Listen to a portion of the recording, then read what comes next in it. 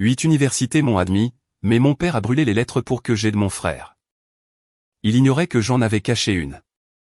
5 ans plus tard, je reviens riche, dans une voiture et un costume qu'ils ne pourront jamais s'offrir. Je m'appelle Chloé Dupont. J'ai 23 ans. Il y a 5 ans, je me tenais parfaitement immobile dans le salon de ma famille, dans une banlieue chic de Cannes, et je regardais mon père jeter mon avenir dans une cheminée en briques. Il a tenu ma lettre d'admission à HEC Paris à la lumière, a allumé son briquet argenté et a mis le feu à l'épais parchemin. Je n'ai pas crié. Je n'ai pas pleuré. J'ai simplement regardé les bords se recroqueviller en cendres noires pendant que ma mère se tenait silencieusement derrière lui, tenant les 7 autres enveloppes restantes. « Tu restes à la maison pour aider ton frère à réussir », a dit mon père, Richard. Il a jeté le papier en flammes sur les bûches et a attrapé l'enveloppe de Sciences Po. Ensuite, Charles a besoin d'une maison calme pour lancer son entreprise. Nous avons besoin que tu travailles à temps plein à la brasserie pour aider à couvrir ses frais de démarrage. La famille soutient la famille, Chloé. Il pensait avoir brûlé mes 8 admissions universitaires ce soir-là. Il pensait m'avoir piégé avec succès dans une vie au SMIC pour servir de distributeur de billets au délire de mon grand frère. Ce que mon père ignorait, c'est que la lettre la plus importante de toutes, une bourse d'excellence couvrant l'intégralité des frais pour l'école polytechnique, était à ce moment précis pliée à plat à l'intérieur de ma basket Stan Smith gauche. Pour comprendre pourquoi mon père a brûlé mes réussites, vous devez comprendre la dynamique de la famille Dupont. Dans notre maison, mon grand frère Charles était le centre incontesté de l'univers. Charles était bruyant. Charles était exigeant. Charles était un visionnaire. Du moins, selon mes parents. À l'époque où j'étais au lycée, Charles avait déjà abandonné 2 universités publiques différentes. À chaque fois qu'il échouait, mes parents blâmaient les professeurs, le programme ou l'environnement. Lorsqu'il a décidé de devenir entrepreneur dans la tech, ils ont réhypothéqué notre maison pour financer son train de vie. J'étais la fille invisible. J'ai appris très tôt que mes notes, mes résultats d'examen et mes ambitions étaient perçus comme des menaces pour l'ego fragile de Charles. Quand je ramenais des bulletins avec 20/20 de moyenne, ma mère, Suzanne, s'empressait de les cacher dans un tiroir pour que Charles ne se sente pas mal face à ses propres échecs. J'ai passé 4 ans à étudier en secret. J'ai postulé dans les meilleures écoles tard le soir sur un ordinateur portable cabossé que j'avais acheté dans un vide-grenier. J'ai payé moi-même les frais d'inscription en utilisant l'argent de mes pourboires de mon travail du week-end comme serveuse. Je savais que l'éducation était mon seul billet de sortie d'une maison qui me traitait comme une servante. Quand les épaisses enveloppes ont commencé à arriver par la poste, j'ai commis l'erreur fatale de les laisser sur le comptoir de la cuisine. Je pensais que peut-être, juste pour une seconde, mes parents seraient fiers de moi. Au lieu de cela, ils ont vu mon plan d'évasion et ont décidé de le réduire en cendres. Mais ils ont sous-estimé la quantité de feu que je pouvais traverser. Je n'ai pas crié quand les lettres ont brûlé. Je ne suis pas tombé à genoux pour supplier mon père d'arrêter. Je n'ai pas versé une seule larme pendant qu'il se tenait là, tenant son briquet argenté, l'air incroyablement satisfait de lui-même. J'avais passé 18 ans à apprendre que dans la maison des Dupont, toute manifestation d'émotions négatives était considérée comme une attaque directe contre la tranquillité de mes parents. Si je pleurais, ma mère, Suzanne, m'accusait d'être manipulatrice. Si je criais, mon père, Richard, me disait que j'étais ingrate et instable. Mais plus important encore, je savais que réagir ne ferait que leur donner la satisfaction de me briser. Ils voulaient que j'accepte mon rôle désigné de personnage secondaire dans la grande tragédie de mon grand frère, Charles, et de sa série interminable d'échecs. Je suis donc resté dans le salon, inhalant l'odeur âcre du papier brûlé, et j'ai conservé une expression parfaitement neutre. Quand la dernière enveloppe s'est recroquevillée en cendres blanches, mon père s'est épousseté les mains. Il m'a fait un signe de tête paternel et sévère, comme s'il venait de me rendre un énorme service. Il m'a dit d'aller dormir car j'avais le service du matin à la brasserie et Charles avait besoin que la maison soit calme pour travailler sur son business plan. J'ai dit bonne nuit. Je me suis retourné et j'ai monté les escaliers recouverts de moquettes jusqu'à ma chambre. J'ai fermé la porte sans la claquer. Je me suis assise sur le bord de mon lit simple et étroit et j'ai attendu. J'ai attendu que la télévision en bas s'éteigne. J'ai attendu les pas lourds de mon père marchant dans le couloir. J'ai attendu le déclic de la porte de la chambre de mes parents qui se verrouillait.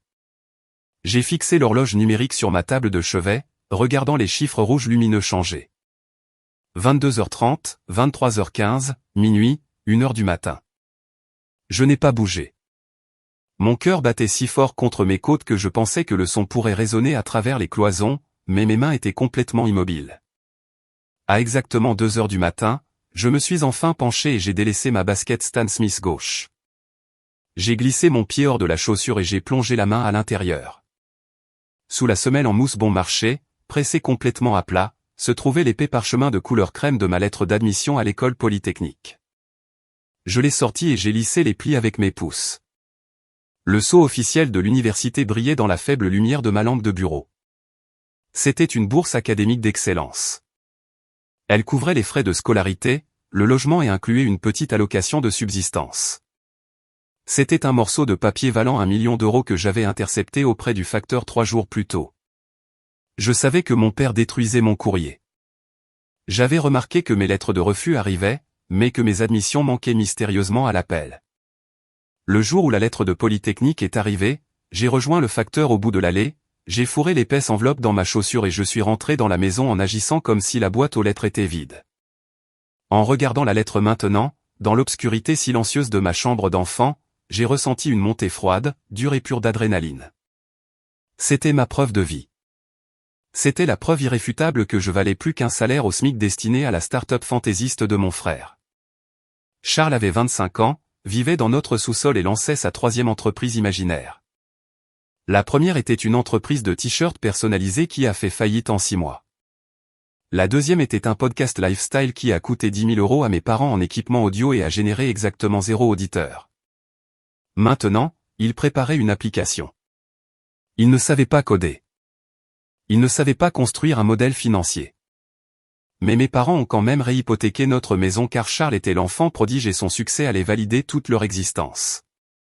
Je n'étais que la fille de rechange, la main-d'œuvre engagée, le filet de sécurité qu'ils pouvaient exploiter quand l'argent viendrait à manquer. Je me suis levé et j'ai tiré un sac de sport en toile noire délavé du fond de mon placard. Je n'ai pas emballé de souvenirs. Je n'ai pas pris de photos, ni de peluches d'enfance, ni d'albums de lycée. J'ai emballé 3 jeans, 5 chemises, des sous-vêtements, des chaussettes et mon ordinateur portable cabossé. Je suis allé à ma commode et j'ai ouvert le tiroir du bas. J'ai plongé la main tout au fond et j'ai sorti une paire de chaussettes d'hiver enroulées. À l'intérieur, il y avait 400 € en espèces. C'était l'argent de l'obtention de mon diplôme envoyé par des parents éloignés. Ma mère m'avait explicitement dit de remettre tout cadeau de diplôme pour le fonds du ménage, ce qui était sa façon polie de dire que cela servirait à rembourser les dettes de carte de crédit de Charles. J'avais menti en lui disant que je n'avais reçu que des cartes de vœux. J'ai enfoui les 400 € au fond de la poche de mon jean. J'ai mis une veste sombre et j'ai passé le sac de sport sur mon épaule. J'ai regardé la pièce une dernière fois. Et je suis descendu à pas de loup, en retenant mon souffle. Les lames du parquet grinçaient doucement, mais le bruit des ronflements de mon père masquait le son. Je suis descendu en retenant mon souffle. Je suis entré dans la cuisine. Le clair de lune filtrait à travers les stores, projetant de longues ombres sur le sol en lino. J'ai retiré les clés de la maison de mon trousseau. Je les ai placées délicatement sur l'îlot de la cuisine, juste à côté de la machine à café où mon père les trouverait en se réveillant pour servir à Charles son café du matin. Le cliquetis métallique des clés frappant le plan de travail en granit fut le son le plus définitif que j'ai jamais entendu. Je suis sorti par la porte de derrière et j'ai marché dans l'air frais de la nuit de la Côte d'Azur. La gare routière était à 5 km, dans le quartier commercial. Je n'ai pas appelé de taxi. Je ne voulais pas de traces numériques et je devais conserver chaque euro que je possédais. J'ai commencé à marcher. Je suis passé devant les pelouses bien entretenues et les garages pour 2 voitures de mon quartier de banlieue. J'ai regardé les fenêtres sombres des maisons, me demandant combien d'autres familles cachaient leur pourriture derrière leurs portes d'entrée fraîchement peintes.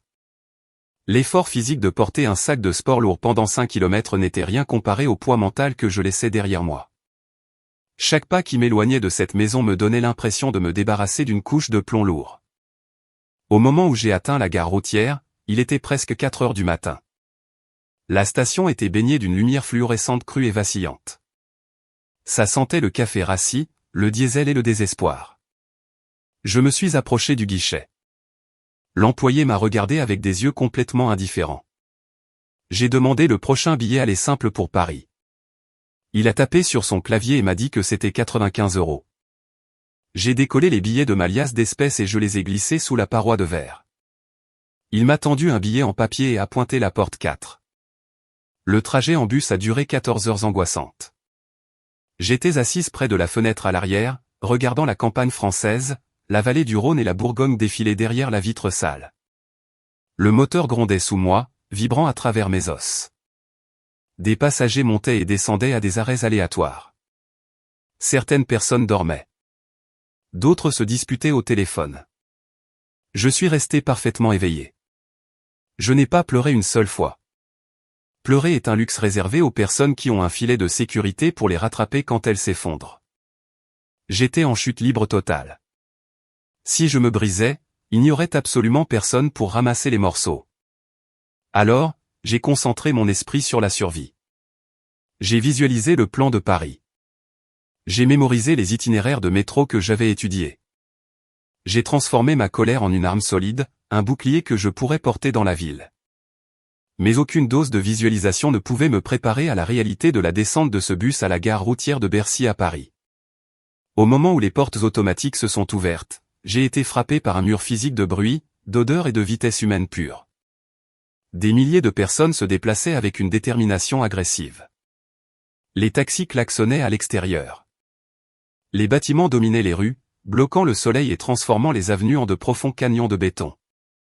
Je me suis tenu sur le trottoir, serrant fermement la lanière de mon sac de sport.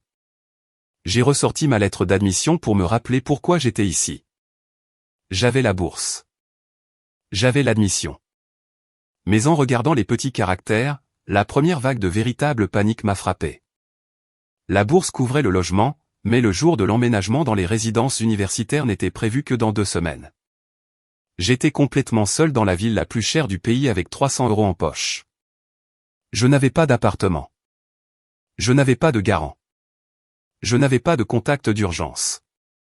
Ma famille biologique pensait probablement que j'étais morte dans un fossé quelque part. Et pire, ils se sentaient probablement soulagés de ne plus avoir à me nourrir.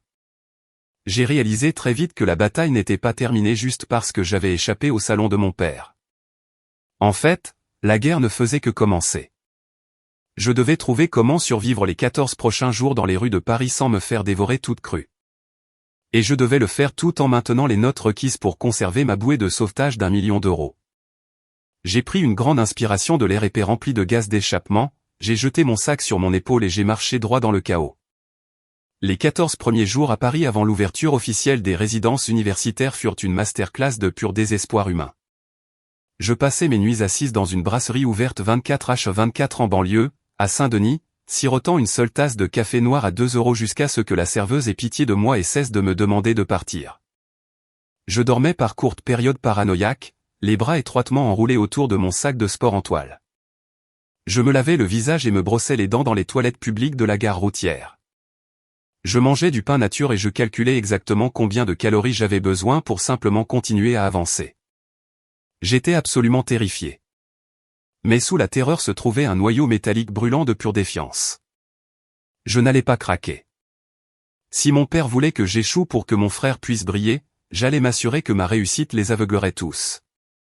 Quand le jour de l'emménagement est enfin arrivé, j'ai franchi les portes en fer forgé du campus de l'école polytechnique, me sentant comme une usurpatrice qui avait réussi à contourner les agents de sécurité. Le campus était magnifique. C'était une forteresse immaculée d'architecture imposante avec de vastes pelouses vertes. Mais le contraste entre ma réalité et celle de mes camarades de classe était complètement suffocant. Je regardais les parents décharger des SUV de luxe flambant neufs, sortant de la literie de créateurs, des mini-réfrigérateurs et des ordinateurs portables hors de prix. Des mères pleuraient et serraient leurs filles dans leurs bras. Des pères prenaient des photos remplies de fierté. J'ai marché seul jusqu'à ma chambre universitaire attribuée, portant le même sac de sport délavé que j'avais fait dans le noir. Il me restait exactement 42 € à mon nom. Je savais que la bourse d'excellence couvrait mes frais de scolarité et ma chambre, mais elle ne couvrait pas le coût physique pour rester en vie en région parisienne.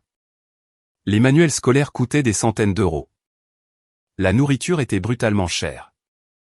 Le métro était une ponction quotidienne. Dans les 48 heures suivant mon arrivée sur le campus, j'ai trouvé 2 emplois. Je travaillais de nuit à la bibliothèque principale du campus, de minuit à 6 heures du matin, rangeant les livres retournés et remettant en ordre les salles d'études. Ensuite, je dormais exactement 2 heures avant de marcher 3 pâtés de maison jusqu'à un café près du campus où je faisais le service du matin de 8 heures à midi, servant des expressos à des professionnels fortunés et impatients. Après ça, j'allais en cours. L'épuisement physique était profond. Il y avait des jours où mes mains tremblaient tellement à cause de la caféine et du manque de sommeil que je pouvais à peine lire mes propres notes de cours. Mais peu importe à quel point mes os me faisaient souffrir, l'épuisement n'était rien comparé au poids psychologique étouffant de ma maison d'enfance. Dans ma chambre d'étudiante, j'étais fatigué, mais j'étais libre. Je n'avais pas à marcher sur des œufs autour d'un homme adulte piquant une crise de colère parce que son entreprise tech imaginaire faisait faillite. Je n'avais pas à écouter ma mère lui trouver des excuses. Mais je ne pouvais pas complètement échapper à la réalité de ce qui se passait dans le Sud. Même si j'avais changé de numéro de téléphone, je consultais encore occasionnellement les profils publics sur les réseaux sociaux de ma famille élargie, juste pour voir le naufrage lent que j'avais laissé derrière moi. Charles vivait toujours dans le sous-sol. Il avait abandonné son idée de podcast et s'investissait désormais totalement dans le développement d'une application qui participait à l'évaluation communautaire de nourriture de luxe pour chiens. C'était une idée complètement inutile sur un marché saturé. Mais mes parents traitaient la chose comme s'ils venaient de guérir une maladie majeure. À travers une publication Facebook négligente d'une tante, j'ai appris que mon père avait encaissé une part massive de ses économies de retraite pour payer une agence spécialisée pour concevoir le logo de l'application de Charles. Je me suis assise dans la bibliothèque du campus à 3 heures du matin, fixant le solde de mon compte bancaire, qui était actuellement de 18 €, et j'ai pensé à mon père remettant nonchalamment 50 000 € pour le dessin numérique d'un os pour chien. C'est à ce moment précis, assise sous les lumières fluorescentes crues, entourée de milliers de livres, qu'une réalisation terrifiante m'a envahi. Survivre n'allait pas suffire. Obtenir un diplôme de Polytechnique et décrocher un emploi stable en entreprise à 80 000 € par an n'allait pas me protéger.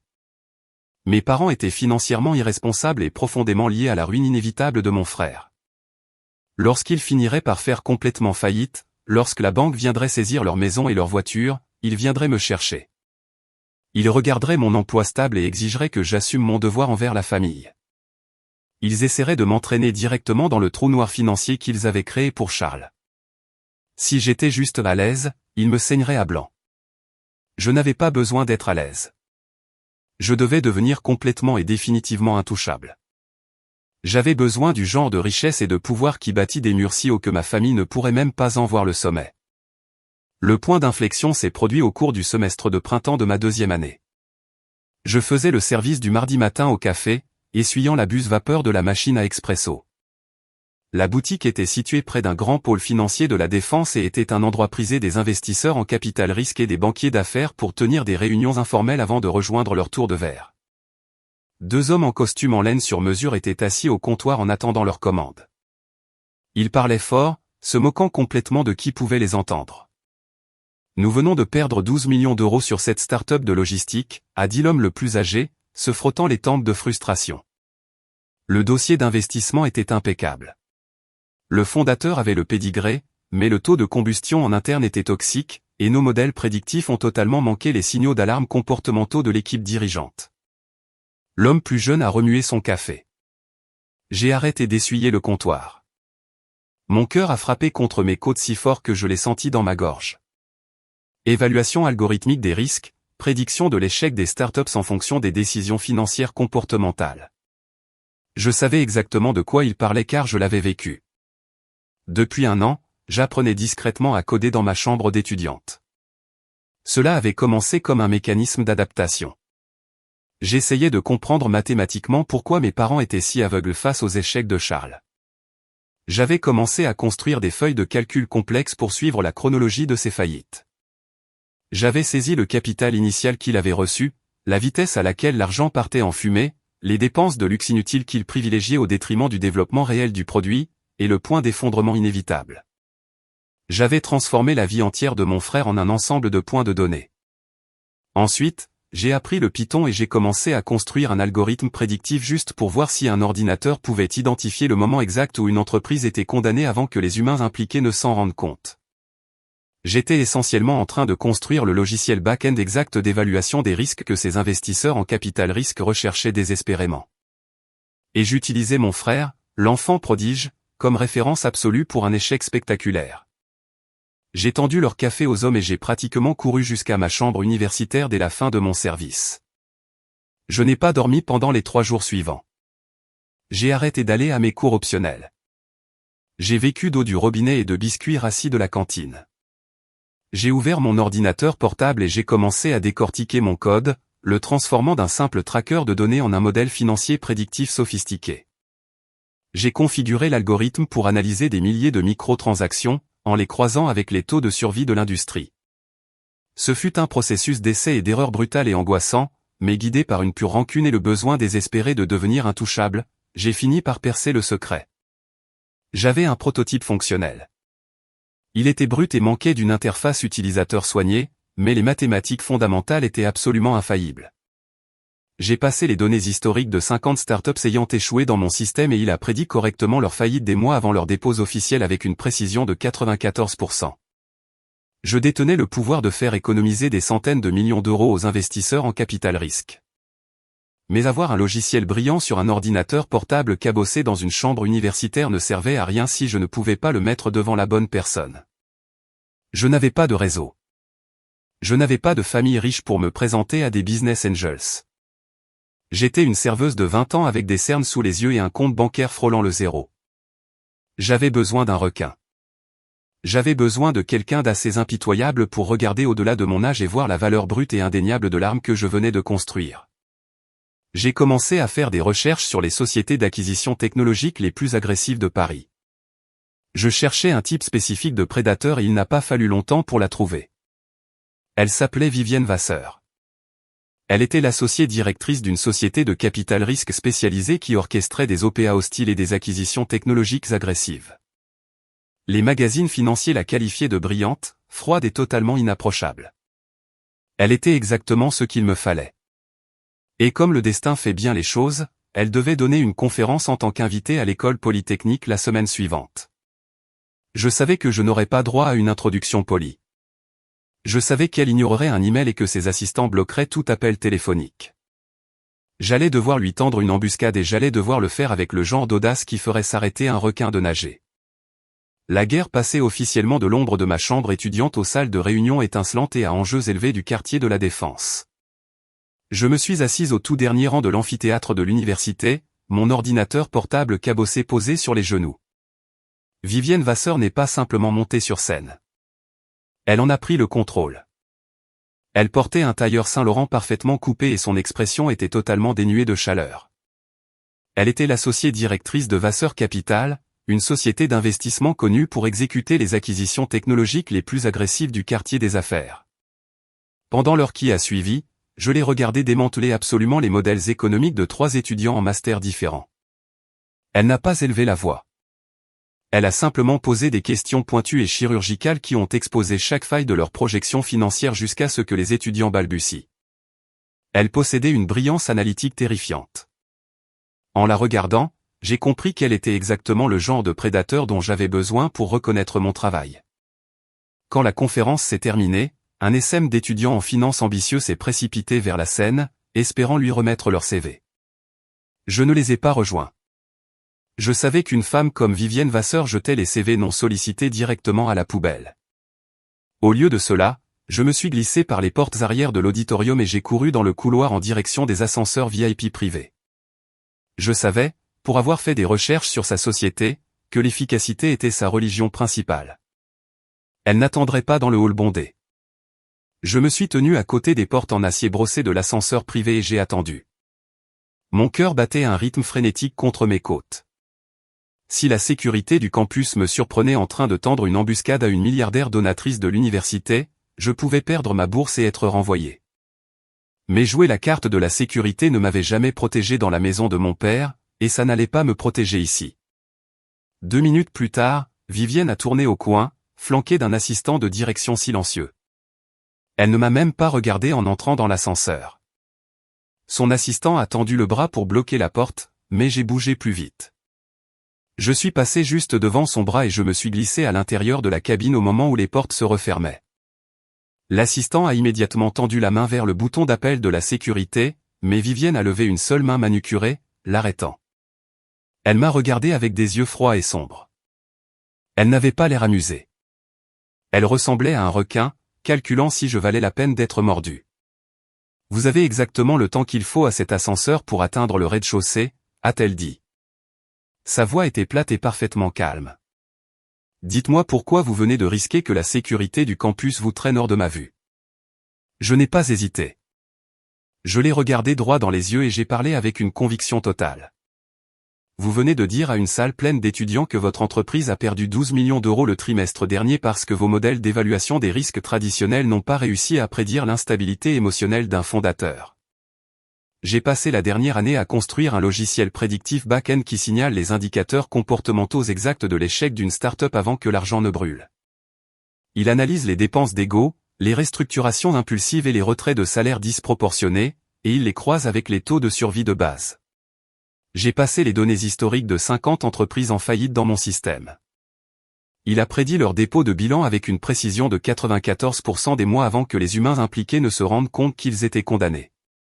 L'ascenseur descendait en douceur. Vivienne n'a pas scié. Elle m'a simplement dévisagé, analysant chaque mot que je venais de prononcer. Qui a financé vos recherches, a-t-elle demandé. Personne, ai-je répondu. L'ascenseur a sonné, indiquant que nous avions atteint le rez-de-chaussée. Les portes se sont ouvertes, révélant le hall animé de l'université. Vivienne n'est pas sortie. Elle s'est tournée vers son assistant et lui a dit d'annuler son déjeuner d'affaires. Puis elle s'est tournée vers moi. Montrez-moi le code, a-t-elle ordonné. Nous nous sommes assises à une petite table dans le coin d'un café calme du campus.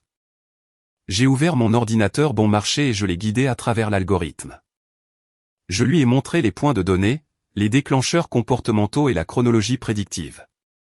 Pendant 45 minutes, elle m'a posé les questions financières les plus brutales et complexes que j'ai jamais entendues. J'ai répondu à chacune d'elles sans que ma voix ne tremble. Quand elle a finalement fermé mon ordinateur, elle s'est adossée à sa chaise. Vous avez une interface utilisateur terrible, a-t-elle dit franchement. Le code est brut et la sécurité de votre serveur est pratiquement inexistante. Mais les mathématiques sont absolument terrifiantes. Vous avez la faim de quelqu'un qui a été affamé. Je vous offre un stage rémunéré dans mon cabinet à partir de demain matin. Vous travaillerez directement sous les ordres de mon équipe d'analyse de données pour affiner ce logiciel. Si vous craquez sous la pression, je vous renvoie. Si vous réussissez, nous parlerons d'action. Ce stage est devenu le creuset qui a forgé tout mon avenir. Pendant les 2 années suivantes, j'ai vécu dans un état d'épuisement hautement fonctionnel. Je travaillais chez Vasseur Capital 70 heures par semaine tout en conservant ma bourse à Polytechnique. J'ai arrêté de dormir plus de 3 heures par nuit. J'ai cessé d'avoir une vie sociale. J'existais entièrement grâce à l'expresso et au désir ardent de construire ma forteresse. Vivienne était un mentor impitoyable. Elle exigeait la perfection absolue. Si je faisais une erreur dans un modèle financier, elle le mettait en pièces et m'obligeait à recommencer de zéro. Mais contrairement à ma mère qui m'ignorait, ou à mon père qui me sabotait activement, Vivienne exigeait la perfection parce qu'elle croyait réellement que j'étais capable de l'atteindre. Pour la première fois de ma vie, un adulte m'a regardé et a vu un potentiel illimité au lieu d'un fardeau. Au moment où j'ai eu 22 ans, le logiciel était terminé. Nous l'avions testé avec succès en temps réel aux côtés de l'équipe traditionnelle d'évaluation des risques de Vasseur Capital. Mon algorithme a signalé avec succès 3 investissements catastrophiques, permettant à la société d'économiser plus de 40 millions d'euros en dettes toxiques.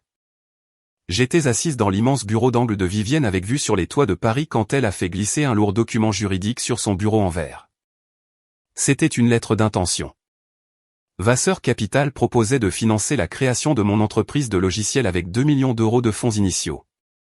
Je conserverais 60% de la propriété et la société de Vivienne prendrait 40% en fournissant l'infrastructure de l'entreprise. C'était le genre de contrat dont rêvaient les jeunes fondateurs de la tech. Mais une condition massive et inflexible était attachée à l'argent.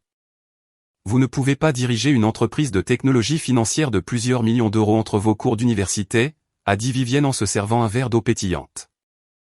Si vous signez ce contrat, vous devez abandonner Polytechnique. Vous devez vous consacrer à cet empire à plein temps. Je suis resté parfaitement immobile, fixant le contrat. Pour accepter l'offre, je devais abandonner la bourse d'excellence couvrant tous les frais que j'avais sortis en douce de la maison de mon père, cachée dans ma chaussure. Cette lettre d'admission avait été ma seule preuve de valeur. Elle avait été ma porte de sortie. Abandonner l'école signifiait jeter le filet de sécurité même pour lequel j'avais tout sacrifié. Mais en regardant Vivienne, j'ai réalisé que s'accrocher à un filet de sécurité n'est qu'une autre façon de planifier une chute. Je ne voulais plus être en sécurité. Je voulais devenir celle qui fait les rois. J'ai pris le lourd stylo en argent sur son bureau et j'ai signé mon nom sur la ligne pointillée.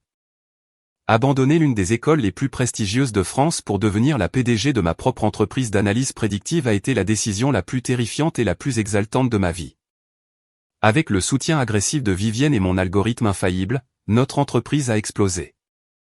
En 12 mois, nous vendions des licences du logiciel à 3 des plus grandes banques d'investissement de la Bourse de Paris.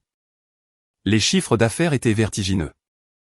J'ai quitté mon petit appartement et j'ai acheté un vaste Penthouse dans le Triangle d'Or. J'ai acheté des tailleurs sur mesure qui coûtaient plus cher que ce que mon père gagnait en un mois. À mon 23e anniversaire, mon entreprise a été officiellement acquise par un énorme conglomérat bancaire mondial pour 15 millions d'euros. J'ai conservé mon siège au conseil d'administration et Vivienne a fait de moi la plus jeune associée junior de l'histoire de sa société de capital risque. J'avais réussi à construire ma forteresse. J'étais une multimillionnaire vivant dans les nuages, entourée d'une famille de cœur composée de personnes brillantes et impitoyables qui respectaient mon esprit. Je m'étais complètement effacé du radar de ma famille biologique. Je n'appelais jamais. Je n'écrivais jamais. J'existais comme un fantôme dans leur monde. Mais alors que j'atteignais le sommet absolu de la chaîne alimentaire financière, ma famille dans le sud s'approchait rapidement du bord d'un précipice. Grâce à une discrète vérification des antécédents effectués par l'un de mes détectives privés, j'ai découvert la chronologie exacte de leur ruine. L'application de nourriture de luxe pour chiens de Charles était un échec spectaculaire et catastrophique. Il avait dilapidé chaque euro que mes parents lui avaient donné. Il avait contracté des prêts commerciaux prédateurs massifs et mon père s'était aveuglément porté garant pour tous ces prêts en utilisant leur maison de banlieue comme garantie. La banque rôdait. La dette était totalement ingérable. Ils étaient à quelques semaines d'une faillite totale et d'une saisie immobilière. Ils n'avaient plus l'argent des autres. Ils étaient désespérés, terrifiés et à la recherche d'un miracle. Et comme le destin l'a voulu, mon frère, l'enfant prodige, s'apprêtait à soumettre aveuglément une demande de financement désespérée à une société de capital risque notoirement agressive de Paris. Il n'avait aucune idée que l'associée silencieuse qui examinait son échec catastrophique était la sœur exacte qu'il avait chassée au milieu de la nuit. La collision était enfin là. Je me suis assise dans mon bureau au mur de verre au 42e étage dominant les toits de la Défense, et j'ai fixé la couverture glacée du dossier d'investissement posé sur mon bureau. Il était relié dans un cuir lourd et onéreux avec le logo de l'entreprise gravé à la feuille d'or. L'entreprise s'appelait Aristochien. C'était la grande vision de l'avenir de mon frère Charles. J'ai lentement tourné les pages épaisses de la présentation, lisant un modèle économique qui était si fondamentalement défectueux qu'il en devenait presque comique. Charles voulait un demi-million d'euros en levée de fonds de série A pour développer une application de réseau social très exclusive où les propriétaires de chiens de race pourraient évaluer et critiquer des aliments pour chiens biologiques importés. C'était un concept totalement inutile dans un marché déjà saturé. Il n'avait aucune base d'utilisateurs actifs.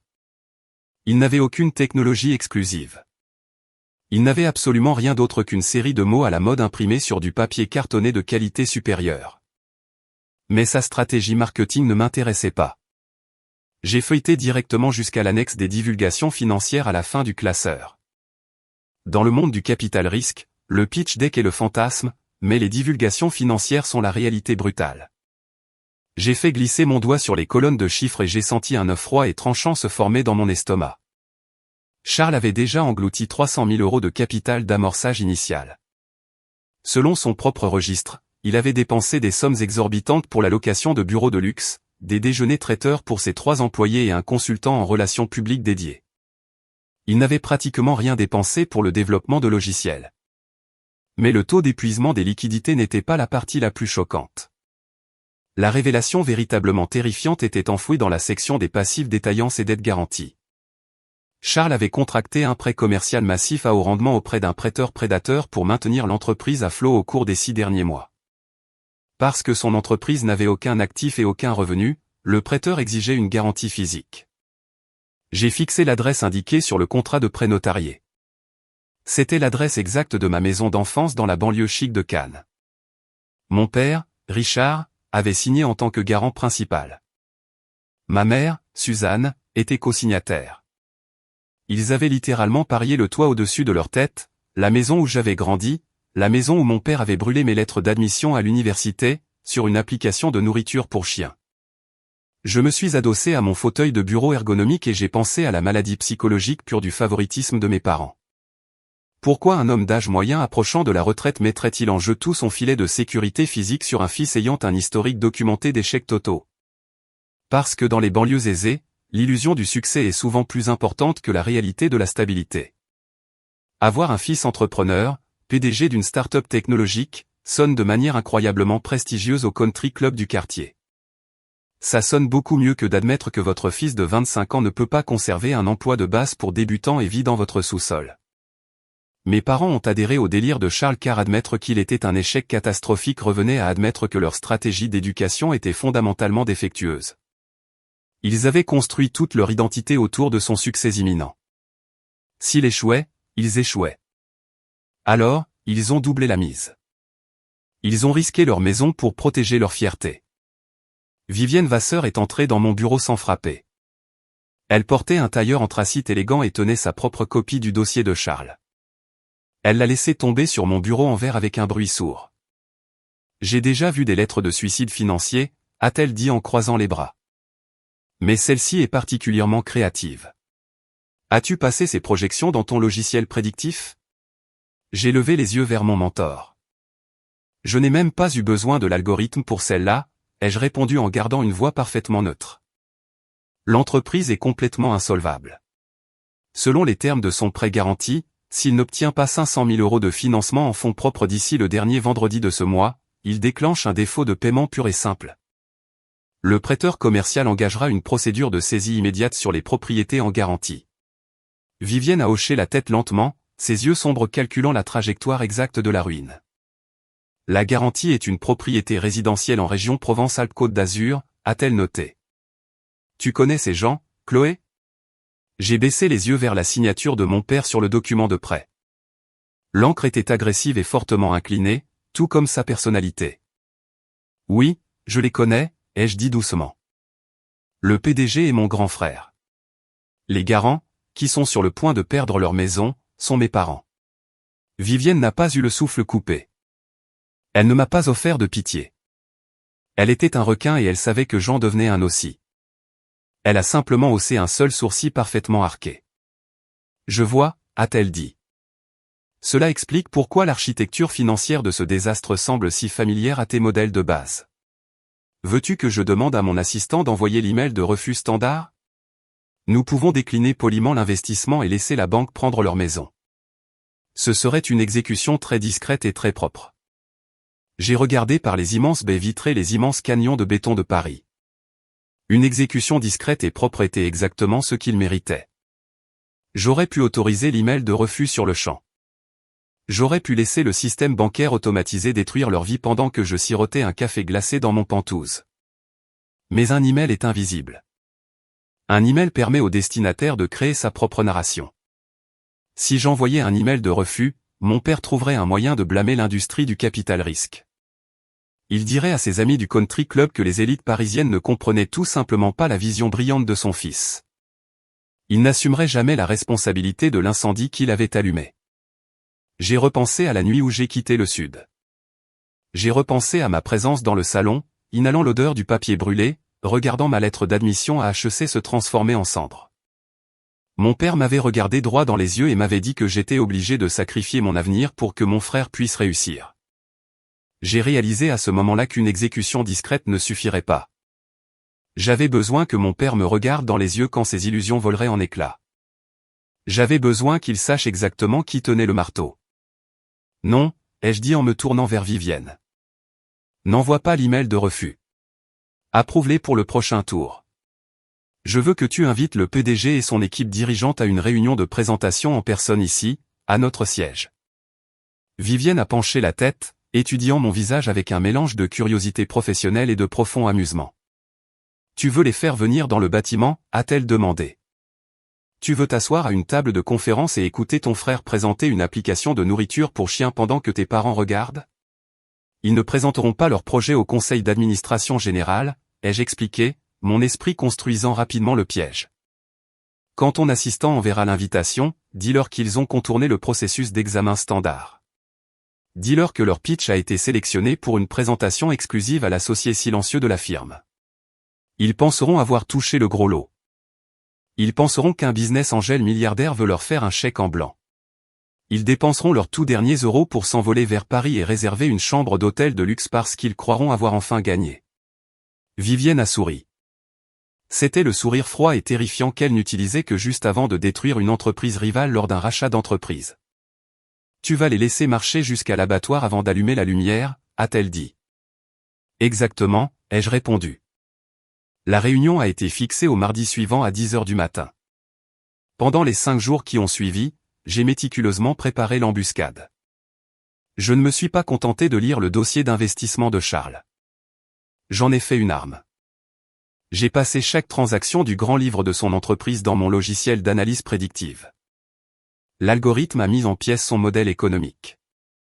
Il a signalé la location de voitures de luxe qu'il avait déguisées en véhicules de marketing d'entreprise, et a mis en évidence les dîners coûteux dans des restaurants de viande haut de gamme qu'il avait passés en frais d'acquisition de clients, bien qu'il n'ait absolument aucun client. J'ai cartographié la géométrie exacte de sa fraude financière. J'ai imprimé les visualisations de données et je les ai organisées dans d'élégants dossiers noirs. Je n'allais pas seulement rejeter son financement. J'allais démanteler son ego de manière chirurgicale devant l'homme qui l'avait encouragé. Le matin de la présentation, je me suis réveillé à 5 heures. Je me suis tenu devant les miroirs en pied de mon penthouse du Triangle d'Or et j'ai évalué mon reflet. Je ne ressemblais pas à la fille terrifiée de 20 ans qui était arrivée à la gare routière avec un sac de sport et 400 euros. Je ressemblais à une associée junior d'une impitoyable société de capital risque parisienne. J'ai choisi un tailleur blanc immaculé sur mesure. Il était structuré, net et ne pardonnait aucun défaut. C'était le genre de tailleur qui impose le respect dans une pièce dès que vous franchissez la porte. Je l'ai associé à un chemisier en soie et à la montre Cartier à 10 000 euros que Vivienne m'avait offerte lors de l'acquisition de mon logiciel. Je m'habillais pour des funérailles. Je suis arrivé dans le bâtiment de Vasseur Capital avec 1 heure d'avance. Je suis entré dans la salle de conférence principale à l'étage de la direction. La pièce était intimidante à dessein. Elle comportait une immense table de conférence en acajou poli entourée de chaises en cuir noir. Le mur du fond était entièrement en verre, offrant une vue plongeante et vertigineuse sur les rues en contrebas. J'ai pris place tout au bout de la table, me positionnant de manière à ce que la lumière naturelle des fenêtres me plonge dans l'ombre lorsque les portes s'ouvriraient. J'ai placé le dossier noir contenant l'autopsie financière de Charles parfaitement centré sur le bois devant moi. À 10 heures précises, la voix de la réceptionniste a grésillé sur l'interphone de mon bureau. Madame Dupont, a-t-elle dit. L'équipe de direction d'Aristochien est arrivée pour sa présentation avec l'associé silencieux. Faites-les entrer, ai-je répondu. Ma voix était aussi froide et claire que la glace en hiver. J'ai croisé les mains, les posant sur le dossier noir. J'ai entendu les pas lourds s'avancer dans le couloir moquetté. J'ai entendu la voix tonitruante de mon père résonner avec assurance pendant qu'il parlait à la réceptionniste. Il avait l'air exactement le même, arrogant, plein de certitude et complètement ignorant du fait qu'il marchait droit dans un piège conçu par la fille qui l'avait jeté. Les lourdes portes en verre de la salle de conférence se sont déverrouillées avec un déclic et se sont lentement ouvertes. Je me suis assise en bout de l'immense table de conférence en acajou et j'ai attendu que le piège se referme. La pièce était parfaitement silencieuse, à l'exception du léger bourdonnement du système de climatisation et du tic-tac régulier de la montre Cartier à mon poignet gauche. J'avais positionné ma chaise en cuir spécifiquement pour que le soleil du matin, se reflétant sur les gratte-ciel parisiens voisins, me projette en silhouette partielle. C'est une tactique d'intimidation classique que j'ai apprise en regardant Vivienne démanteler des cadres rivaux. Vous aveuglez légèrement votre adversaire avec l'éblouissement tout en gardant votre propre visage entièrement illisible. J'ai lissé les revers de mon tailleur blanc. Mon rythme cardiaque était stable, à 60 battements par minute au repos. 5 ans plus tôt, dans le salon de mon père, j'aurais tremblé de terreur. Aujourd'hui, j'étais une espèce complètement différente. J'étais le prédateur attendant patiemment que la proie entre dans la cage de verre qu'elle avait elle-même construite. Les lourdes portes en acajou se sont ouvertes avec un léger sifflement hydraulique. Mon frère Charles est entré le premier. Il avait 28 ans maintenant, mais il se comportait avec l'énergie nerveuse et désespérée d'un adolescent qui avait oublié de réviser pour un examen final. Il portait un costume bleu marine un peu trop grand aux épaules, et il serrait un pointeur de présentation en plastique dans sa main moite comme si c'était un radeau de sauvetage. Juste derrière lui se trouvait mon père. Richard Dupont est entré dans la salle de conférence de Vasseur Capital le torse bombé et le menton haut. Il projetait la fausse assurance d'un patriarche de banlieue qui croyait sincèrement que sa seule présence imposait un respect immédiat. Il a regardé autour de l'immense pièce, admirant l'art moderne onéreux et la vue panoramique vertigineuse sur la ville avec une expression avide et affamée. Il ne s'est pas immédiatement concentré sur moi, assise à l'autre bout de la longue table. Il était trop occupé à être impressionné par la richesse qu'il pensait être sur le point d'acquérir. « Messieurs » a dit la réceptionniste en faisant un geste vers le bout de la table. L'associé silencieux va vous recevoir maintenant. Elle a reculé dans le couloir et a refermé les lourdes portes. Le claquement bruyant de la serrure magnétique a résonné sèchement dans la pièce caverneuse, les enfermant à l'intérieur avec moi. Mon père a tourné son attention vers le bout de la table.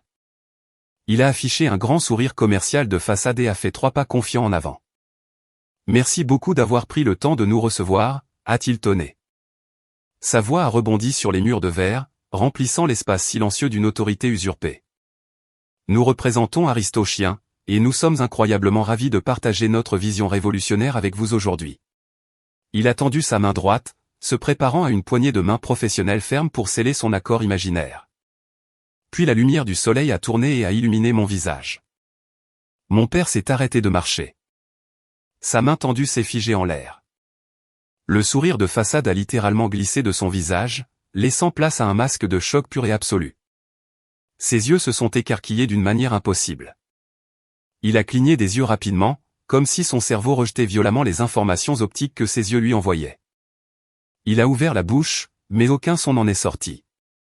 Charles a heurté le dos de mon père parce qu'il n'avait pas levé les yeux de ses notes de présentation. Il a trébuché, a retrouvé son équilibre et a finalement regardé tout au bout de la table. Charles ne m'a pas reconnu au début. Je portais un tailleur qui coûtait plus cher que tout son budget marketing. Mes cheveux étaient coiffés dans un brushing lisse et professionnel. Je possédais une aura d'autorité absolue et intouchable. Mais ensuite, ses yeux ont croisé les miens et sa mâchoire est tombée. « Chloé » a-t-il chuchoté, la voix complètement brisée. « Qu'est-ce que tu fais ici ?» Il a regardé autour de la salle de conférence vide, cherchant désespérément une explication logique qui n'impliquait pas que je détienne les clés de son avenir. Pourquoi es-tu dans cette pièce? Es-tu l'assistante de l'associé? Nous avons besoin que tu ailles le chercher tout de suite.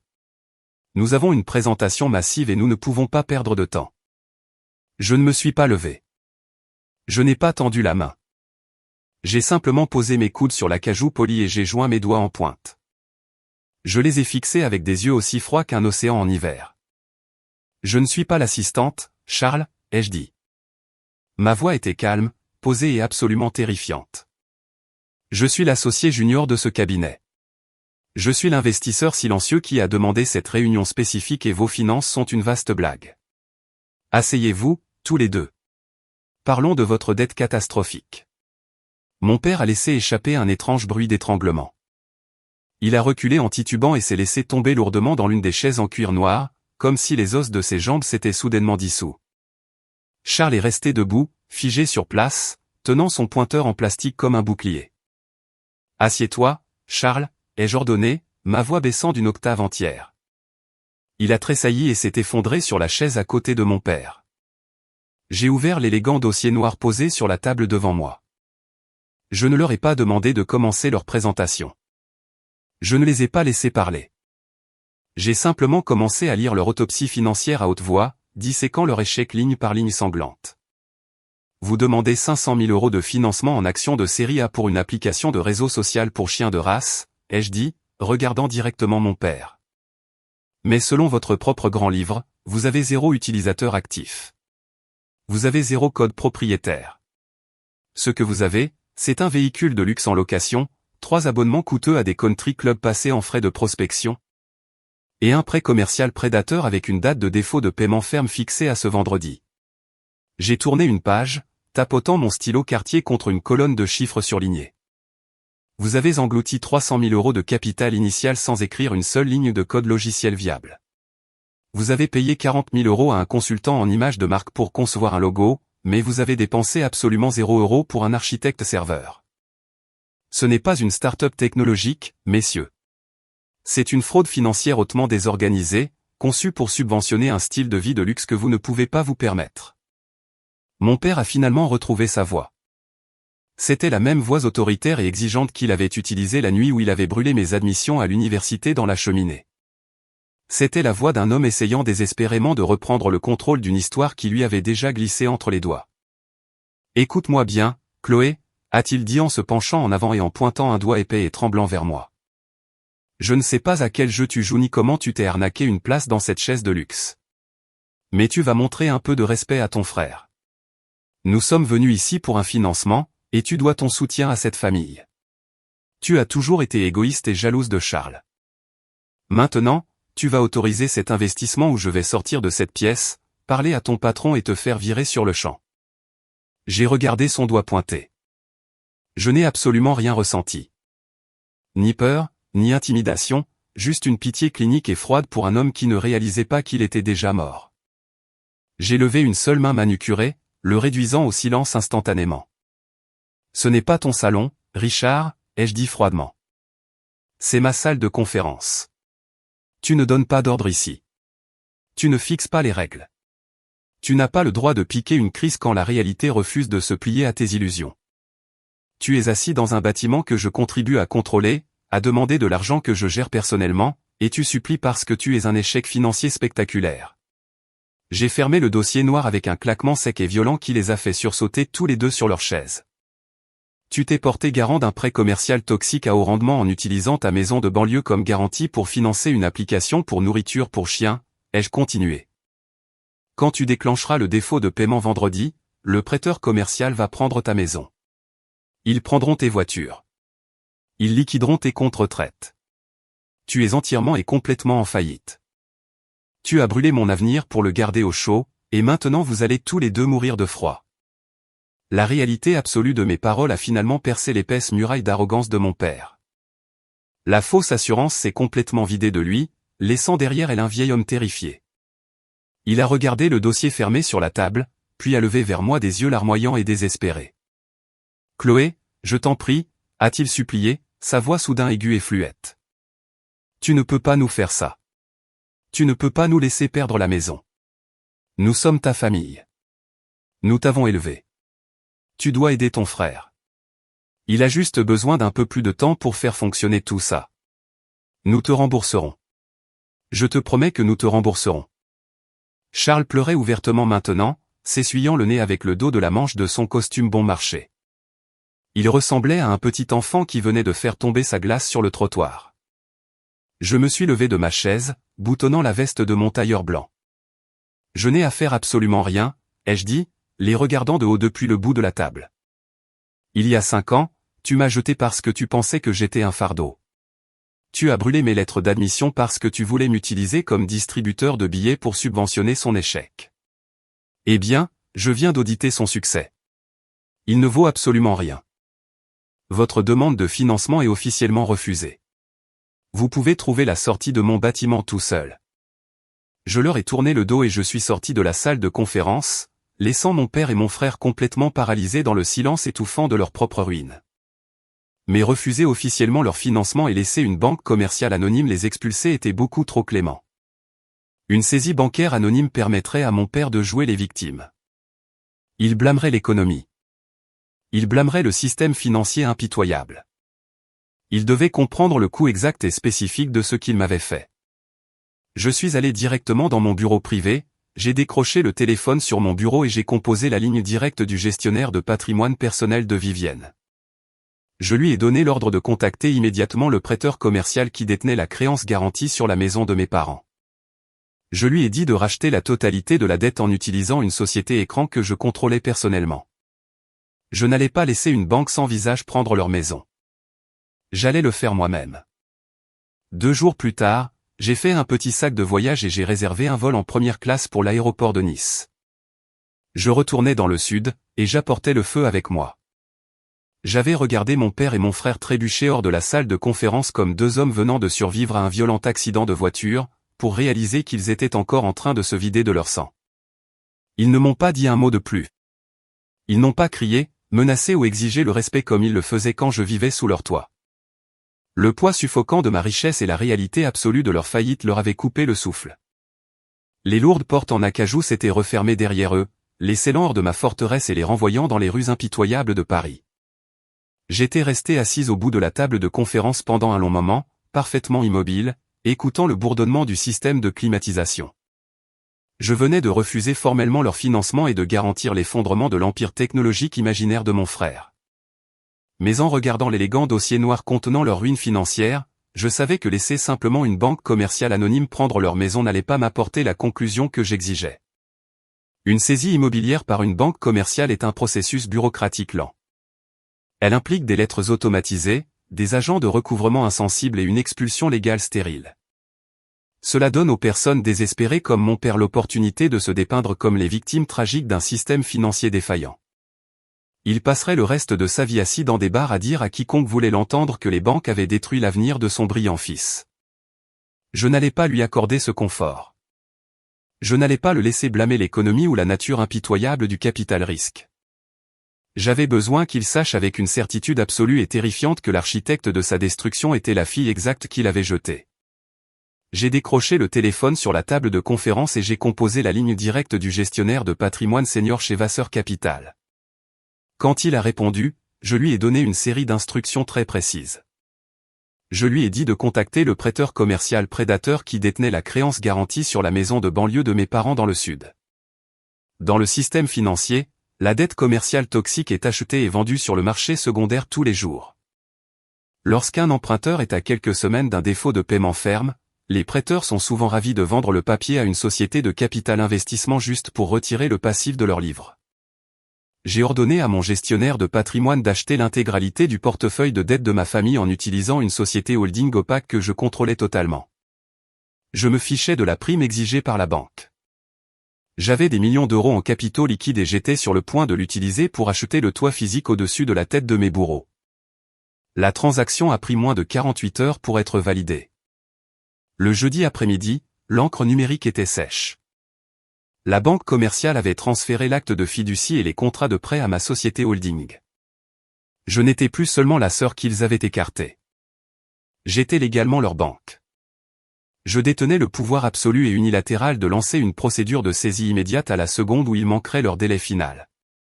Avec le piège légal définitivement verrouillé, j'ai dit à Vivienne que je prenais un congé de 3 jours. Je suis retourné à mon Penthouse du Triangle d'Or pour faire mes bagages. 5 ans plus tôt, j'avais préparé un sac de sport en toile délavée dans le noir, terrifié à l'idée que mon père se réveille et me surprenne. J'avais fourré 3 jeans et 400 € dans mes poches et j'avais fui dans la nuit comme une criminelle. Cette fois, j'ai préparé un sac de voyage Louis Vuitton immaculé. J'ai pris une paire de lunettes de soleil de créateur, un chemisier en soie et un blazer structuré. Je ne me faufilais plus par la porte de derrière. Je volais en première classe pour retourner exactement à l'endroit où mon avenir était censé brûler, et j'apportais un brasier avec moi. Pour bien comprendre la gravité de ce que je m'apprêtais à faire, il faut comprendre le rôle que ma mère a joué dans la dynamique de la famille Dupont. Mon père, Richard, était l'homme de main bruyant et agressif, mais ma mère, Suzanne, était l'architecte discrète et méticuleuse de l'illusion. Suzanne se souciait d'une chose par-dessus tout, et c'était son statut social dans notre banlieue aisée de la classe moyenne supérieure. C'était le genre de femme qui dépensait des milliers d'euros en aménagement paysager professionnel tout en ignorant activement le fait que sa fille cumulait 2 emplois au SMIC juste pour payer les frais de dossier universitaire. Suzanne n'a jamais tenu le briquet la nuit où mes lettres d'admission ont brûlé, mais elle a tendu l'essence à mon père. Elle est restée silencieuse à l'arrière-plan, validant sa cruauté parce que me sacrifier était la seule façon de maintenir le fantasme coûteux que son fils Charles était un génie. L'estime personnelle de Suzanne était entièrement liée à l'apparence physique de cette maison. C'était sa carte d'entrée au country club. C'était sa preuve qu'elle était une mère accomplie. Lui enlever cette maison allait la couper complètement de sa fausse réalité. J'ai atterri à l'aéroport international de Nice-Côte d'Azur vendredi matin. Je n'ai pas appelé un service de VTC économique. J'ai marché directement vers le comptoir de location de voitures exotiques de luxe et je leur ai tendu ma carte d'entreprise Platinum. J'ai demandé le véhicule le plus agressif et intimidant qu'ils avaient sur le parking. 10 minutes plus tard, on me remettait les clés d'une Porsche Panamera gris ardoise flambant neuve. C'était une machine basse et large qui ronronnait avec un grognement mécanique profond et guttural. C'était une voiture conçue pour faire tourner les têtes et projeter une domination financière absolue.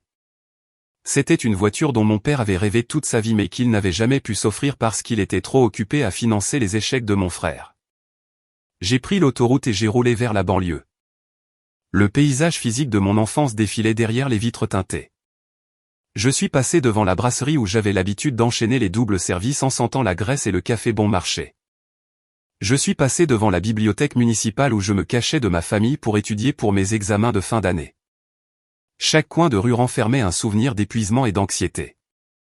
Mais alors que je serrais le volant en cuir de la Porsche, ces souvenirs ne faisaient plus mal. Ils ressemblaient juste à des scènes d'un film sur une fille qui n'existait plus. J'avais conquis cette ville le jour où je l'avais quittée, et maintenant je revenais simplement pour récupérer mon butin. J'ai tourné dans mon ancienne rue. Le quartier était exactement comme dans mes souvenirs. Des maisons bourgeoises à 2 étages, des pelouses vertes parfaitement entretenues et des SUV de luxe garés dans de larges allées. Mais alors que j'approchais lentement de l'adresse de mon enfance, le contraste est devenu flagrant. La maison de mes parents se démarquait comme une dent pourrie dans un sourire parfait. L'hémorragie financière de l'entreprise de Charles avait clairement eu un impact physique sur la propriété.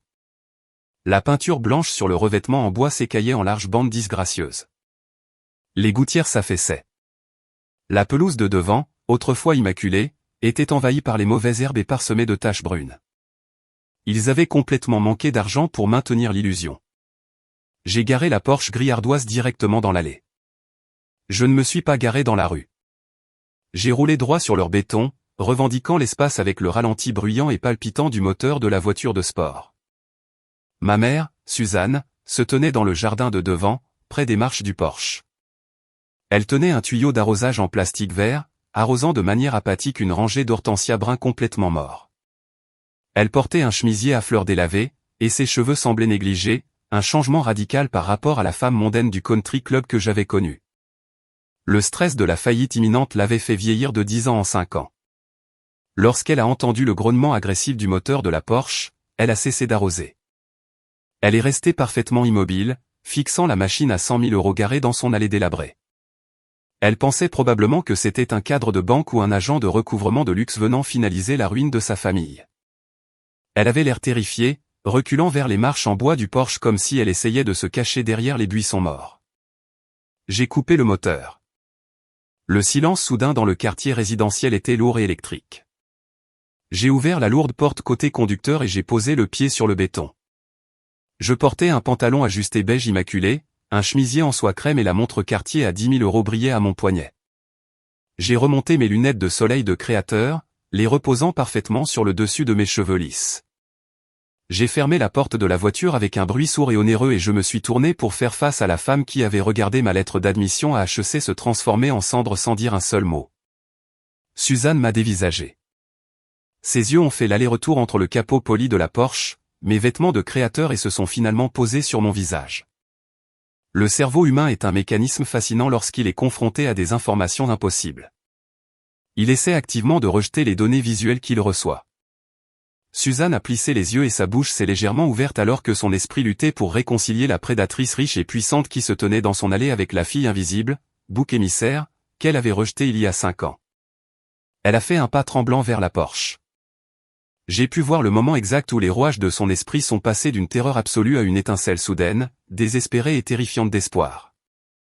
Elle pensait probablement que j'avais eu un énorme changement de cœur après le massacre de la salle de conférence à Paris. Dans sa logique maternelle tordue, elle croyait probablement que j'avais pris l'avion jusqu'à la Côte d'Azur dans une voiture de sport à 100 000 € pour m'excuser auprès de mon père et offrir à mon frère un renflouement de plusieurs millions. « Chloé » a-t-elle murmuré, sa voix tremblant si fort qu'elle ressemblait à une feuille sèche prise dans le vent. « Tu es revenue. Tu es si belle. Regarde cette voiture. Regarde-toi. Nous savions que tu ne nous laisserais pas simplement tomber. Nous savions que tu te souviendrais de ta famille. » Elle a tendu les bras, se préparant à me tirer dans le genre d'étreinte chaleureuse et maternelle qu'elle m'avait activement refusée pendant toute mon enfance. Je n'ai pas bougé. Je n'ai pas souri. J'ai simplement levé la main gauche, paume vers l'extérieur, établissant une frontière physique immédiate et impénétrable entre nous. Ne me touche pas, Suzanne, ai-je dit. Ma voix était complètement plate, dépourvue de toute chaleur ou affection familiale. La dureté de mon ton et l'utilisation de son prénom l'ont frappé comme un coup physique. Elle a reculé, trébuchant en arrière de quelques pas jusqu'à ce que son talon heurte le bord de l'allée en béton. Avant qu'elle ne puisse dire un mot de plus, la lourde porte d'entrée en bois de la maison s'est violemment ouverte. Mon père, Richard, et mon frère Charles ont fait irruption sur le porche. Le grondement bruyant et agressif du moteur de la Porsche les avait tirés de leur ruine misérable et imminente. Ils se sont arrêtés net en haut des marches. Ils avaient tous les deux l'air totalement épuisés. Mon père portait un polo froissé, et son visage était mal rasé. L'assurance artificielle qu'il avait projetée dans la salle de conférence de Vasseur Capital à peine 2 jours auparavant avait entièrement disparu, remplacée par le regard creux et enfoncé d'un homme qui savait qu'il se noyait dans une dette toxique. Charles se tenait légèrement derrière lui, regardant par-dessus l'épaule de mon père comme un enfant effrayé se cachant d'un orage. Ils ont dévisagé la voiture de sport gris ardoise garée agressivement sur leur propriété. Puis leurs yeux sont montés et se sont verrouillés sur moi. Pendant quelques longues et atroces secondes, personne n'a respiré. Le quartier résidentiel était parfaitement calme à l'exception du bruit du tuyau d'arrosage qui déversait de l'eau sur l'allée. J'ai remarqué du coin de l'œil que Madame Garnier, la voisine âgée qui habitait la maison d'à côté, avait arrêté de ramasser son courrier du matin et se tenait à la limite de sa propriété, nous regardant activement. Suzanne l'a remarqué aussi, et une rougeur profonde de honte intense a grimpé le long du cou de ma mère. Suzanne avait passé toute sa vie d'adulte à cultiver l'illusion parfaite de la classe moyenne supérieure pour ses voisins, et maintenant son échec ultime se déroulait en plein jour. Mon père a finalement rompu le silence. À mon plus grand étonnement, son instinct de survie a complètement pris le dessus sur sa honte. Il a réellement essayé de sourire. Il a bombé le torse et a descendu les marches en bois, s'approchant de moi avec l'arrogance et l'assurance injustifiée d'un patriarche qui croyait sincèrement avoir encore le contrôle. « Chloé » a-t-il dit, sa voix résonnant à travers la pelouse dans une tentative désespérée de paraître autoritaire. L'audace aveuglante et pure de son sentiment de légitimité était presque magnifique. Il se tenait là, complètement ruiné sur une pelouse mourante, suppliant pratiquement pour sa survie financière, et il essayait encore de me donner des ordres. Il croyait sincèrement que le fait biologique de sa paternité lui accordait un accès illimité à mon compte bancaire. Je ne me suis pas avancé à sa rencontre. Je suis resté parfaitement planté à côté de la portière conducteur de ma voiture. J'ai tendu le bras vers le siège passager et j'ai ramassé l'épaisse et lourde enveloppe Kraft que j'avais apportée de Paris. Je ne suis pas venu ici pour te sauver, Richard, ai-je dit, ma voix portant clairement dans l'air estival. Je suis venu ici pour livrer un message. Mon père s'est arrêté de marcher. Il était à moins de 2 mètres de moi. Le faux sourire a disparu de son visage instantanément, remplacé par une moue sombre et défensive. « De quoi tu parles » a-t-il exigé. « Tu es ma fille. Tu as des millions d'euros. Tu dois ton soutien à cette famille après tout ce que nous avons fait pour toi. » Je l'ai regardé avec un détachement clinique et froid. J'ai ouvert le fermoir de l'enveloppe et j'ai sorti une épaisse liasse de documents légaux imprimés sur du papier lourd de qualité. Le logo de Vasseur Capital était en relief en haut de la première page. J'ai fait 3 pas en avant, envahissant son espace personnel, et j'ai poussé la liasse entière de documents directement contre sa poitrine. Il a levé les mains par réflexe pour les attraper avant qu'ils ne tombent au sol. « Lis la première page », ai-je ordonné. Mon père a baissé les yeux sur les documents. Ses yeux ont balayé l'épais texte noir. J'ai regardé ses pupilles se dilater. J'ai regardé les dernières couleurs se vider complètement de son visage jusqu'à ce qu'il ressemble à une statue de cire. Ses mains se sont mises à trembler si violemment que le papier a froissé bruyamment dans l'air calme. « Qu'est-ce que c'est » a-t-il murmuré. Sa voix était complètement vidée. « C'est la preuve absolue et irréfutable de votre destruction, ai-je dit, en gardant un ton parfaitement conversationnel. Quand j'ai formellement refusé la demande de financement de Charles mardi, ton entreprise a déclenché un défaut de paiement ferme sur son prêt commercial. Ton prêteur a immédiatement paniqué. Ils ont réalisé que vous aviez 0 actif et 0 capacité à rembourser les centaines de milliers d'euros que vous aviez empruntés. Dans le système financier, quand une banque détient une dette toxique, elle la vend sur le marché secondaire pour limiter ses pertes. J'ai pointé un doigt manucuré vers le document qui tremblait dans ses mains. J'ai donné l'ordre à mon gestionnaire de patrimoine de contacter ton prêteur. J'ai utilisé une société holding que je contrôle personnellement pour acheter l'intégralité de votre portefeuille de dette avec une prime. J'ai acheté le billet à ordre. J'ai acheté l'acte de fiducie. J'ai acheté l'hypothèque sur cette propriété. Suzanne a laissé échapper un halètement aigu et étranglé derrière lui. Charles a agrippé la rambarde en bois du porche, ses jointures devenant entièrement blanches. Mon père a levé les yeux des papiers.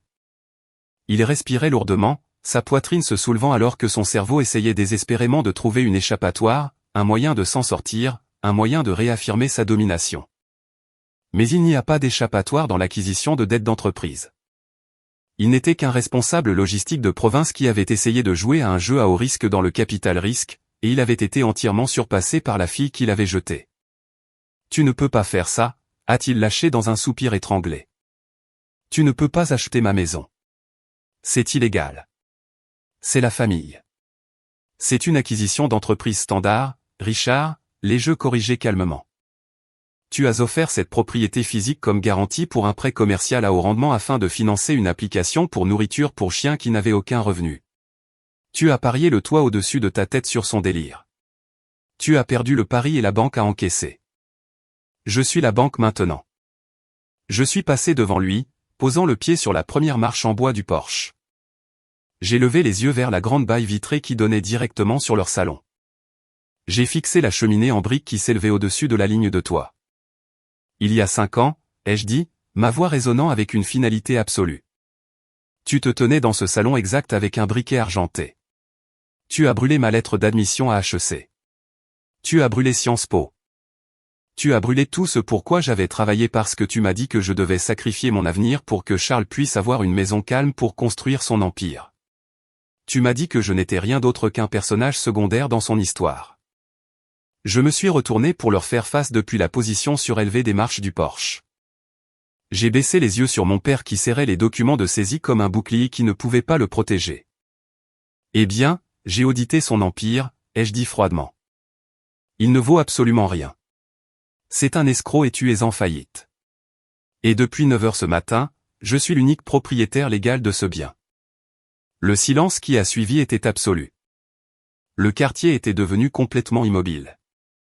Mes parents et mon frère étaient enfin piégés dans une réalité dont ils ne pouvaient pas s'extraire par des mensonges.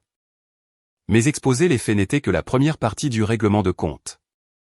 La véritable dévastation était sur le point de commencer, car ils ne comprenaient toujours pas exactement ce que ma propriété signifiait pour leur avenir immédiat.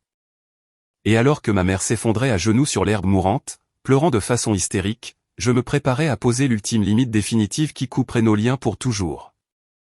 Suzanne était à genoux sur le béton mouillé. L'eau du tuyau d'arrosage tombé imbibait son chemisier à fleurs onéreux, mais elle ne semblait même pas le remarquer. Pour une femme qui avait passé toute sa vie d'adulte terrifiée à l'idée qu'un seul brin d'herbe ne soit pas à sa place, l'avoir abandonné complètement sa dignité physique était profond. Elle a tendu la main vers mon pantalon beige.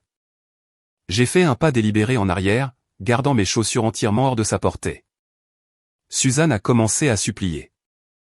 Elle a dit qu'elle était désolée. Elle a dit qu'elle ne savait pas à quel point mon père me traitait mal. C'était la lâcheté ultime. Même maintenant, face à une ruine financière absolue, elle essayait de réécrire l'histoire pour se faire passer pour la victime. Je l'ai regardée de haut et je lui ai calmement rappelé que c'était elle qui lui avait tendu les 7 autres enveloppes. C'était elle qui m'avait dit que j'étais égoïste de vouloir faire des études. Je lui ai dit que son silence était tout aussi violent que son briquet, et que je les tenais tous les deux également responsables des cendres. Richard serrait toujours les documents de saisie contre sa poitrine comme un gilet pare-balles qui avait déjà failli. Il regardait la paperasse, puis me regardait. Son cerveau essayait désespérément de calculer un moyen de sortir d'un piège aux mâchoires d'acier. Richard était un homme qui avait passé sa vie entière à malmener les guichetiers de banque, les mécaniciens et les serveuses. Il avait l'habitude d'utiliser sa voix forte et sa posture agressive pour forcer le monde à lui accorder des délais et des faveurs. Il a suggéré un plan de remboursement. Il a dit qu'il sortirait de sa retraite. Il a dit qu'il prendrait un emploi de gérant dans un entrepôt de bricolage et qu'il me rembourserait chaque mois jusqu'à ce que la dette soit apurée. Je n'ai pas élevé la voix, mais mes mots ont tranché l'air estival humide comme un scalpel. Je lui ai dit que la dette garantie totale s'élevait à plus de 1,5 million d'euros. J'ai décomposé les mathématiques brutales pour lui. J'ai expliqué que même s'il travaillait 80 heures par semaine pour le reste de sa vie naturelle, l'intégralité de son salaire ne couvrirait même pas les intérêts mensuels générés par le prêt principal. Il avait parié sa sécurité physique sur l'argent du capital risque à haut rendement et il avait perdu de façon spectaculaire. Il n'y avait aucun plan de paiement qui puisse combler un déficit d'1 million d'euros. Puis Charles a enfin parlé. Mon frère de 28 ans s'est avancé depuis le porche. Son visage était rouge et tacheté. Il a essayé de bomber le torse et a utilisé le même ton exigeant et capricieux qu'il avait utilisé toute notre vie. Il m'a dit que j'étais complètement déraisonnable. Il a dit que je détruisais la famille pour une rancune d'enfance. Il a exigé que j'efface le prêt parce que son application pour nourriture pour chien n'était qu'à une mise à jour de code majeur de devenir rentable et de tous les sauver. Je me suis tourné entièrement vers Charles. Je l'ai regardé de la tête aux pieds, l'analysant de la même manière que mon logiciel analysait un actif d'entreprise défaillant. Je lui ai dit qu'il ne savait pas coder. Je lui ai dit que sa base d'utilisateurs actifs quotidiens était de 0. J'ai révélé que j'avais vu l'intégralité de son registre d'entreprise pendant l'audit. Je lui ai dit que je savais qu'il avait dépensé 20 000 euros de l'argent du prêt pour des vacances de luxe à Monaco déguisées en événement de réseautage. Je savais pour la voiture de sport de location coûteuse qu'il cachait dans un parking du centre-ville. Je lui ai dit qu'il n'était pas un brillant entrepreneur tech. Il n'était qu'un voleur terrifié dans un costume bon marché, volant l'argent de ses propres parents pour faire semblant d'être important. Charles a fermé la bouche. Il n'avait absolument aucune défense. L'illusion était complètement brisée. Dans le monde réel, en dehors de la bulle protectrice de cette maison de banlieue, son incompétence était flagrante et mathématiquement prouvée. J'ai glissé la main dans l'enveloppe Kraft qui reposait toujours sur le siège passager de ma voiture et j'en ai sorti une seule feuille de papier jaune vif. C'était un avis officiel de 30 jours pour libérer les lieux. J'ai monté les marches du Porsche et je l'ai remis directement à Charles, le forçant à tenir la réalité physique de son échec. J'ai expliqué les lois strictes en matière d'expulsion en France. Je leur ai dit qu'ils avaient exactement 30 jours pour emballer les effets personnels que les tribunaux de faillite leur permettaient de conserver et de quitter la propriété. Je leur ai conseillé de commencer à chercher de petits appartements en location immédiatement. S'ils étaient encore à l'intérieur de la maison le 31e jour, je ferais venir les forces de l'ordre pour les expulser physiquement et placer leurs affaires sur le trottoir à la vue de tout le quartier. Suzanne a laissé échapper un hurlement horrifiant depuis l'allée. C'était un son d'agonie sociale pure. Elle m'a regardé, le mascara coulant sur son visage. Elle m'a demandé ce que j'allais faire de la maison. Elle m'a supplié de simplement la garder au nom de la famille. Elle a dit qu'elle ne supporterait pas l'idée que ses amis du country club voient un étranger vivre dans sa maison. Elle a dit que l'humiliation publique d'un panneau de saisie bancaire sur la pelouse allait littéralement la tuer. C'est à ce moment précis que j'ai asséné le coup de grâce final et dévastateur. C'était la récompense inattendue qui la couperait définitivement de la communauté qu'elle valorisait plus que sa propre fille. J'ai baissé les yeux vers ma mère et j'ai exposé les faits purs et durs. Je lui ai dit que je n'allais pas vendre la maison à une autre famille riche de la banlieue. Je lui ai dit que j'avais déjà signé un accord préliminaire avec une association locale spécialisée dans la construction de logements de transition pour les jeunes majeurs sortant de l'aide sociale à l'enfance et les adolescents en fugue. 5 ans plus tôt, j'avais été obligé de fuir cette propriété exacte au milieu de la nuit avec rien d'autre qu'un sac de sport et 400 euros. Je lui ai dit que j'allais raser au bulldozer son pavillon bourgeois immaculé de 4 chambres et replacer le terrain pour y construire un foyer d'accueil multilogement, un refuge pour les enfants qui n'avaient aucun filet de sécurité. Suzanne a cessé de pleurer. Elle a cessé de respirer complètement. Le sang s'est totalement retiré de son visage. Dans son monde élitiste de la classe moyenne supérieure, la valeur immobilière et l'exclusivité du quartier étaient la religion absolue. Je ne me contentais pas de prendre sa maison. Je détruisais tout son héritage. J'allais forcer ses amis riches et prompts au jugement à regarder un foyer pour jeunes en difficulté se construire à l'endroit exact où elle organisait ses garden parties exclusives l'été. Son statut social dans la ville de ses rêves était sur le point d'être définitivement anéanti, et tout le monde saurait que c'était sa propre fille qui avait ordonné la démolition. C'était la parfaite justice poétique. Richard a laissé tomber les documents de saisie sur le porche en bois. Les lourdes pages se sont éparpillées sur le plancher, soufflées légèrement par la brise chaude de l'été. Il s'est appuyé lourdement contre la rambarde en bois, ressemblant à un homme à qui on venait d'annoncer un diagnostic en phase terminale. Il avait enfin compris qu'il n'y avait absolument aucun moyen de sortir de ce piège par l'intimidation ou la négociation. Le rapport de force avait définitivement basculé. Il était complètement à ma merci et je n'en avais plus aucune à accorder. Je leur ai tourné le dos. Je n'ai pas demandé d'excuses, car des excuses de leur part étaient une monnaie sans valeur. J'ai descendu les marches en bois du porche pour la toute dernière fois. Mon pantalon beige a frôlé ma mère, qui était toujours agenouillée silencieusement sur le béton mouillé. Elle n'a pas essayé de m'atteindre à nouveau. Le poids psychologique de ce qui allait arriver à son quartier l'avait complètement paralysé. J'ai ouvert la lourde portière de la Porsche Panamera grise ardoise et je me suis glissé sur le siège conducteur. Le cuir était frais et sentait l'argent neuf et onéreux. J'ai remis mes lunettes de créateur sur mes yeux, me protégeant du soleil aveuglant de l'après-midi. J'ai appuyé sur le bouton de démarrage et le moteur a rugi, brisant l'atmosphère calme de la banlieue une dernière fois. En enclenchant la marche arrière, j'ai regardé par la vitre teintée. Mon père fixait d'un regard vide les documents légaux éparpillés sur le porche. Mon frère pleurait silencieusement, tenant l'avis d'expulsion jaune. Ma mère était toujours par terre, entourée des hortensias morts qu'elle n'avait plus les moyens d'arroser. C'était un portrait parfait des conséquences. J'ai reculé hors de l'allée et je me suis inséré en douceur sur la rue asphaltée. Je n'ai pas regardé dans le rétroviseur. Je me suis éloigné des ruines de ma famille biologique, les laissant naviguer dans la tempête catastrophique qu'ils avaient entièrement créée pour eux-mêmes. Le conflit était enfin terminé. Les dettes étaient payées en totalité et mes comptes étaient complètement soldés. Mais l'histoire ne se termine pas simplement en partant. Elle se termine avec ce que l'on construit dans l'espace vide qu'ils laissent derrière eux. Les gens me demandent constamment si j'ai ressenti la moindre once de culpabilité en m'éloignant de ma maison d'enfance cet après-midi-là.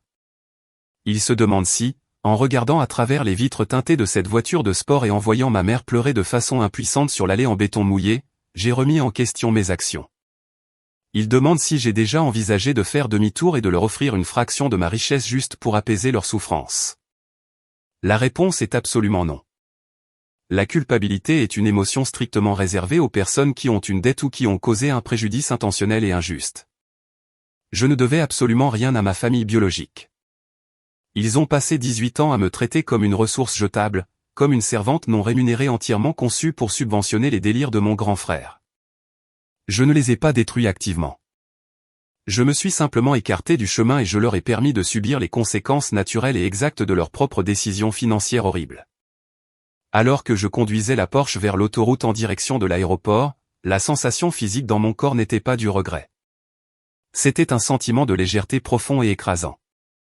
La pression atmosphérique lourde et suffocante de la dynamique de la famille Dupont s'était enfin complètement évaporée de ma vie. J'ai rendu la voiture de location au terminal de l'aéroport et j'ai embarqué sur mon vol en première classe pour Paris.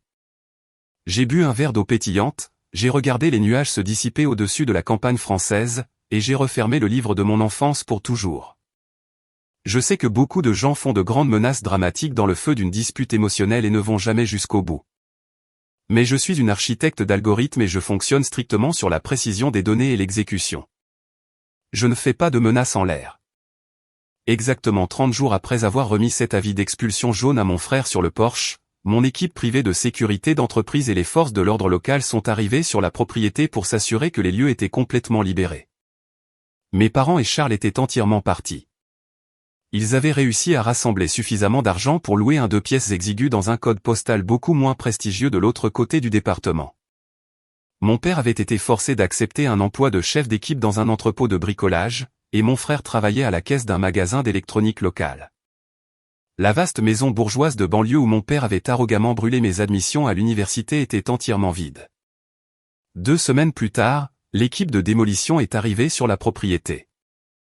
J'ai en fait repris l'avion pour le sud juste pour l'occasion. Je me suis tenu sur le trottoir d'en face en tenant une tasse de café chaud et j'ai regardé les lourds bulldozers jaunes arracher la cheminée en briques du centre même de la maison. J'ai regardé le toit s'effondrer et le revêtement blanc immaculé se briser en 1000 morceaux. Ce fut l'un des moments les plus profondément satisfaisants de toute ma vie d'adulte. Aujourd'hui, Si vous passez devant cette adresse exacte, vous ne verrez pas une pelouse de country club bien entretenue ou une maison de luxe cachant des secrets toxiques. Vous verrez un magnifique complexe d'habitation moderne de plusieurs unités conçues spécifiquement pour les jeunes majeurs sortis des foyers et les adolescents fuyant des foyers violents. Il est entièrement financé et entretenu par ma société holding. J'ai pris l'espace physique exact où mon avenir était censé mourir et je l'ai transformé en une rampe de lancement sécurisée pour des jeunes qui ont désespérément besoin d'un endroit sûr pour construire leur propre avenir. Parfois, l'acte d'amour-propre le plus profond consiste à laisser les personnes toxiques affronter la destruction exacte qu'elles ont construite pour elles-mêmes. Je n'avais pas besoin de sauver mes parents parce que je m'étais déjà sauvé moi-même. Et je ne l'ai pas fait entièrement seul. Je me suis construit une nouvelle famille à Paris, une famille de cœur. Mon mentor, Vivienne Vasseur, m'a appris que le sang biologique n'accorde pas automatiquement à quelqu'un un siège VIP permanent à votre table. Vivienne m'a montré à quoi ressemble un véritable soutien inconditionnel dans le monde réel. Elle n'a pas exigé que je me fasse toute petite pour qu'elle se sente puissante. Elle a exigé que je m'élève pour atteindre mon propre potentiel illimité. Elle m'a appris que le véritable pouvoir dans cette société ne consiste pas à crier le plus fort dans un salon de banlieue ou à malmener ses enfants pour flatter son propre ego. Le véritable pouvoir consiste à être la personne qui tient discrètement le stylo qui signe le contrat final et juridiquement contraignant. Aujourd'hui, je siège au conseil d'administration de l'une des sociétés de capital risque les plus impitoyables et les plus prospères de Paris. Je suis entouré de personnes brillantes et motivées qui célèbrent mes victoires et stimulent mon esprit. Je suis respecté. Je suis valorisé. Et je suis totalement intouchable. Quand on grandit comme le bouc émissaire désigné dans un système familial toxique, il est incroyablement facile d'intérioriser leur maltraitance. Pendant des années, quand j'étais adolescente, je croyais honnêtement que j'étais la cause profonde du problème. Je pensais que si j'avais de meilleures notes, si je travaillais un peu plus dur, si je restais dans mon coin, peut-être qu'ils finiraient par m'aimer comme ils aimaient Charles. Mais en regardant ma famille à travers le prisme clinique et objectif de la rétrospective adulte, je comprends enfin la réalité psychologique de ce qu'ils faisaient. C'est un concept psychologique appelé l'estime de soi conditionnelle. Mes parents étaient des personnes profondément précaires et terrifiées qui utilisaient mon frère comme un objet brillant pour distraire le monde de leur propre médiocrité profonde. Ils avaient désespérément besoin que Charles soit un génie pour se sentir important dans leur country club.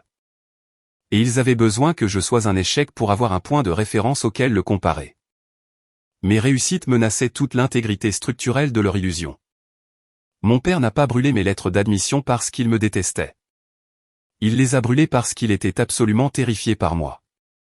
Il savait que si on me laissait réussir, je finirais par les dépasser, par être plus intelligente qu'eux et par exposer la vérité indéniable qu'il était un raté. Leur rejet n'a jamais été le reflet de ma véritable valeur. C'était simplement le reflet de leur propre cassure profonde et irréparable. Si vous regardez cette vidéo en ce moment et que vous êtes actuellement coincé dans une maison où vos réussites sont activement ignorées et où vos limites sont constamment bafouées, j'ai besoin que vous m'écoutiez très attentivement. Vous n'êtes pas un fardeau. Vous n'êtes pas un plan de secours. Et vous n'êtes absolument pas un agneau sacrificiel destiné à être abattu pour l'ego fragile d'un enfant prodige. Les personnes censées vous protéger pourraient essayer de brûler votre avenir pour se tenir au chaud, mais elles ne peuvent détruire que ce que vous leur permettez de trouver. Alors, cachez vos lettres d'admission, cachez votre argent, préparez votre sac de sport en toile dans le noir pendant qu'ils dorment. Partez dans le silence total et ne regardez jamais en arrière. Construisez votre forteresse brique par brique dans l'ombre où ils ne peuvent pas vous atteindre. Parce que le succès n'est pas seulement la meilleure vengeance. C'est le seul miroir assez grand pour obliger vos bourreaux à regarder leur propre reflet pathétique. Vous avez le droit fondamental de partir. Vous avez le droit de bâtir un empire massif et vous avez le droit de verrouiller les lourdes portes en verre une fois que vous avez atteint le sommet absolu. Merci beaucoup d'avoir écouté mon histoire et d'être resté avec moi jusqu'à la toute fin. Si cette histoire a résonné en vous, si vous avez déjà dû couper des liens toxiques pour sauver votre propre vie, s'il vous plaît, cliquez sur ce bouton d'abonnement et laissez un cœur dans les commentaires ci-dessous. Je lis chacun de vos messages, et votre soutien direct aide ces histoires à atteindre les personnes exactes qui ont désespérément besoin de les entendre aujourd'hui. N'hésitez pas non plus à consulter la boîte de description ci-dessous où j'ai mis des liens vers plusieurs autres vidéos incroyables sur la survie aux familles toxiques, l'établissement de limites infranchissables et la revendication de la vie magnifique que vous méritez réellement. N'oubliez pas, vous êtes le seul auteur de votre propre histoire. Ne laissez jamais personne d'autre tenir le stylo. On se retrouve dans la prochaine vidéo. Prenez soin de vous. Bien qu'il puisse être profondément dévastateur de réaliser que les personnes qui partagent votre ADN, les parents même qui étaient censés protéger, nourrir et célébrer votre potentiel pourraient au contraire voir votre brillance comme une ombre menaçante projetée sur leur enfant prodige préféré. Vous forçant à endurer l'expérience déchirante de voir vos incroyables réussites littéralement réduites en cendres dans une cheminée de banlieue juste pour garder au chaud leurs fragiles illusions de supériorité. La leçon ultime de ce voyage est que vous n'êtes jamais définitivement lié aux rôles toxiques qui vous sont attribués dans un foyer dysfonctionnel. Au contraire, vous possédez le pouvoir absolu et indéniable de faire vos bagages à la faveur de la nuit, de vous éloigner des attentes étouffantes de personnes qui ne vous apprécient que comme une ressource jetable, et de construire discrètement une forteresse de succès intouchable à partir de zéro. Prouvant que la véritable famille n'est pas déterminée par l'obligation biologique, mais par les personnes dont vous choisissez délibérément de vous entourer. Des mentors fidèles, des amis et des alliés qui stimulent votre esprit et célèbrent vos victoires sans condition. De sorte que lorsque viendra inévitablement le jour où vos agresseurs seront contraints d'affronter les conséquences catastrophiques de leurs propres décisions profondément imparfaites et égocentriques, vous pourrez vous tenir en sécurité de l'autre côté d'une frontière impénétrable.